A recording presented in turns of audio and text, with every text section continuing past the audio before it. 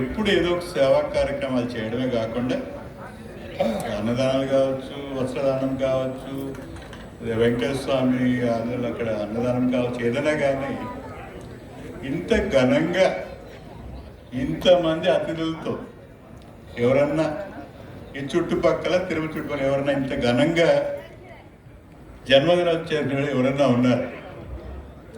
నేను ఎందుకు చూడలేదు. నాకు ఎందుకంటే పీసీ రాయాలంటే అంతేనా చేయగలడు, అరే ఏదైనా చదివితే ఇందాక చూస్తాం 20 ఏళ్ళుగా ఆయన ఇందాక కస్తూర్బా చేయడం చాలా అభినందనీయం అన్న.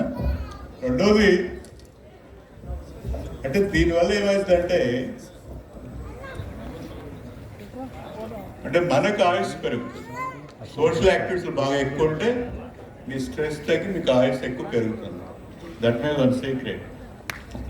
రెండోది ఎన్నుంటే ఏముందండి, వచ్చేటప్పుడేమో ప్రాణం ఉంటుంది, మన గురించి ఎవరైనా మాట్లాడు, కానీ పోయేటప్పుడేమో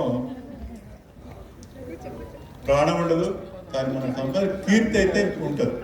దాంట్లో పీసీ రాఘవన్ గారి నెంబర్ 1 అని నేను ఫీల్ అయిపోయింది.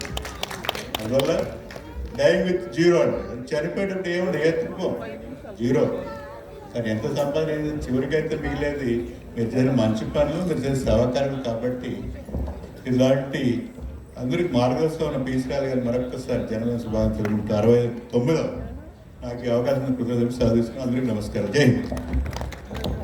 Thank you sir.